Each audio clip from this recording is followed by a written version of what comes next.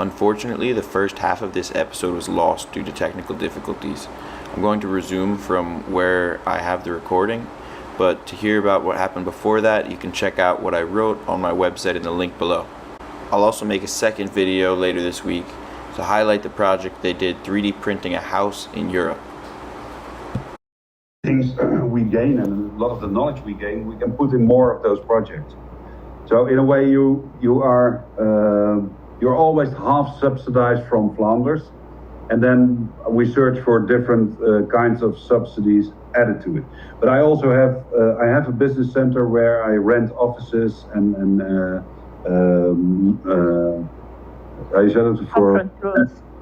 for conference rooms and auditoria. So I rent out, and that's commercial money, which I get in, and I use that to co-finance the other projects.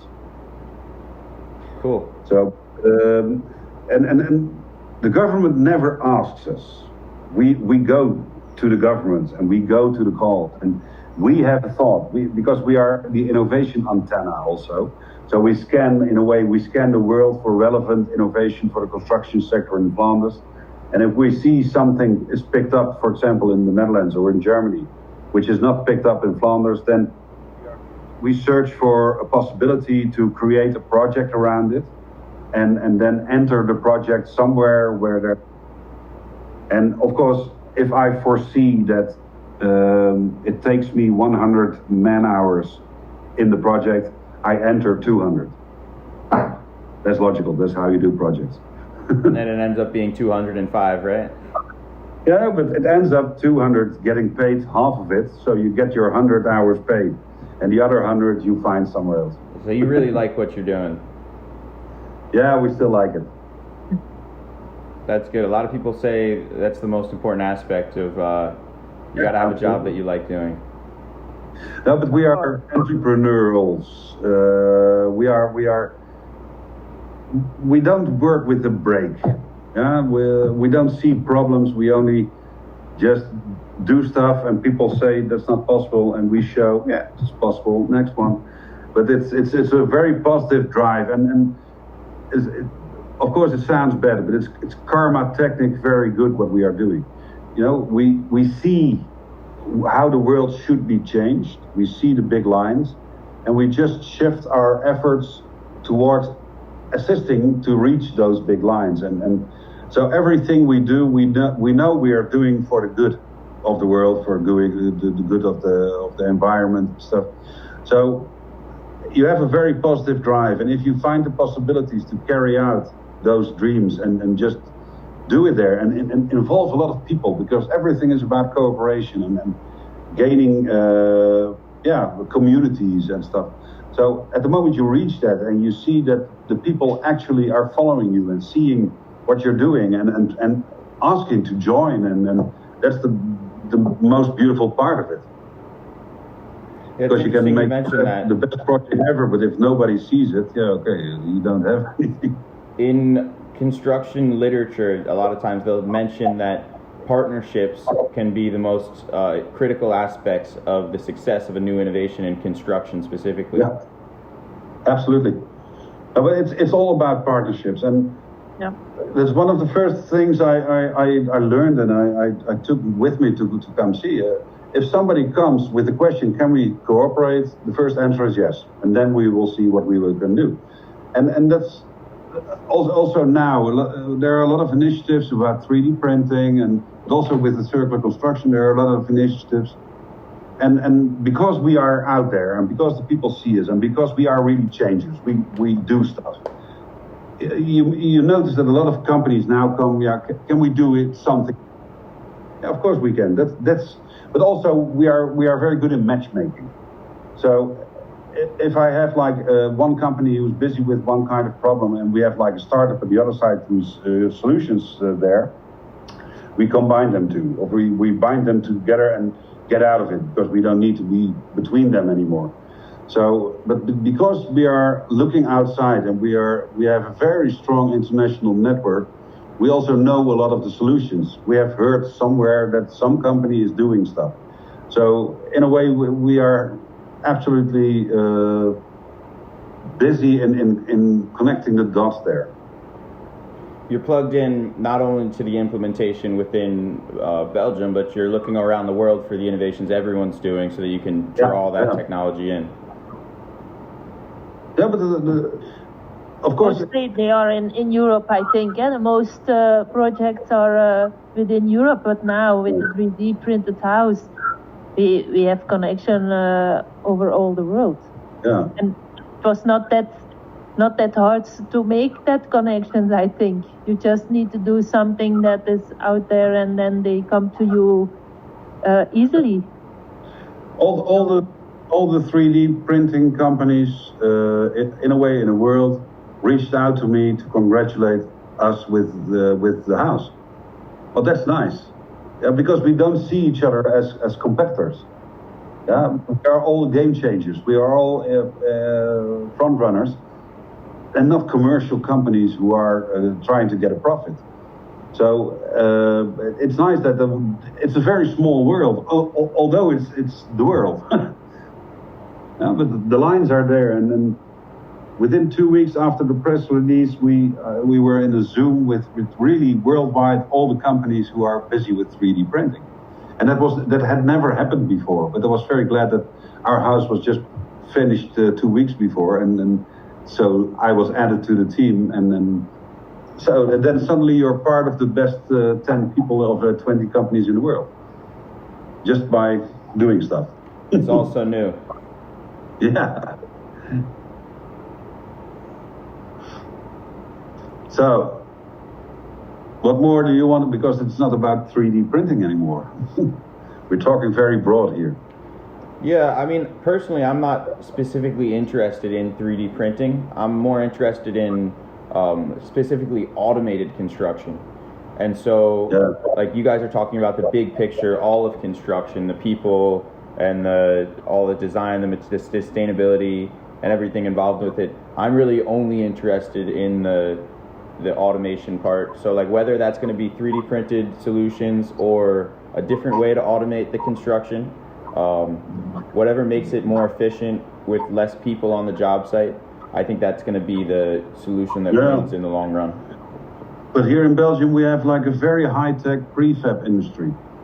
They make within a factory, they make the walls with all the insulation, all the electricity. They make it on a, I said it, the lopende band. Like it's almost like a car industry. Every time something is added, and they make the walls of the house. Yeah, and they build the house like in days. In a couple of days, the house is built, because everything is built prefab, and that industry is very evolved in Flanders and less in Netherlands, but also. So the 3D printing is also not a competitor for that, because you never win from something which is already highly efficient. But we are also busy with renovating houses, and we are acting in some projects where we will make modules in a factory to renovate a house which is already there, just by putting a layer around it. Yeah, so to the sides and the roof, and you just create the layer somewhere in the factory, and you just bring it there, and in 5 days the whole house is renovated from the outside with new techniques. So there are a lot of projects busy with on that part of it. That's in a way, it's also an automation construction, eh?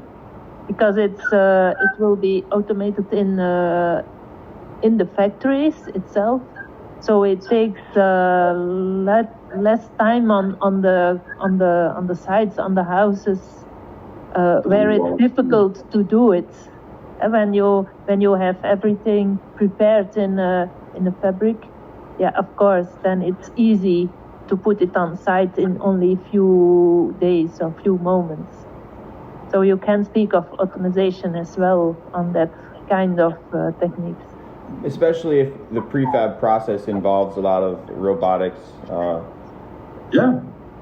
Yeah, of course. When you can foresee some things, you really do them a lot. Of course, you can put in robots at that time, But on the other hand, I think you can also use robots to do things men can't do. For example, to do things on heights or something. And now they use drones to do some things on higher levels. That also is a kind of automation, because people can't do it easily because it's too dangerous, or it's it costs too much to foresee that everything is safe. So then also you can put on drones to do works that are for a machine, or not dangerous, of course. That I think, Peter Paul, maybe we can try to put in a project as well, something with drones. Yeah, it's interesting. But also with connected with 3D printing, they're renovating churches by a drone who goes up there and who 3D scans the building, and they find out which parts are not good anymore. These parts are 3D printed and then added to the building. So it's getting more and more a combination of both. But also the apartment building in the Netherlands, in Holland, they 3D scan the whole outside, and it will be totally renovated. But all the balconies are 3D printed in the fabric. Wow. So scan the whole outside, and they know exactly where what is, and then every balcony is different from the other, and it's all organic lines. But all the balconies are printed based on the 3D scan the drones did, and then will be added to the building. And because of safety, of course, that's manual or normal labor. But you already changed two parts of the industry, and now the only traditional is the connecting it physically to the apartment building. But they are also using like digital twins and stuff to. We're going to do it with the center also.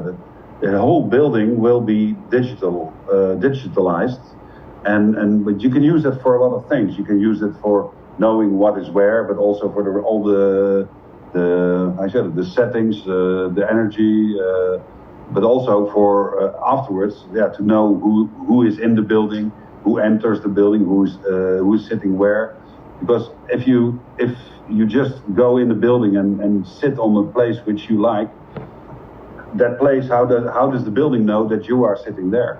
So the light, the height of your desk, the telephone, everything has to know that you are there at this moment. But that's also the digitalizing.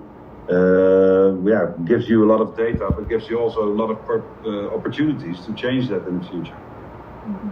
Especially also with Corona, we have to know exactly who is in the building and where he is and who was there with him. Because if somebody will be tested wrong, then you have to know all the people who were in the neighborhood. Yeah, that's totally the digitalizing of office buildings. How has that been over there? Is everything like open right now or shut down? What stage is it? We're a bit in the middle. Belgium and the province of Antwerp is going bad again, but not numbers like in America.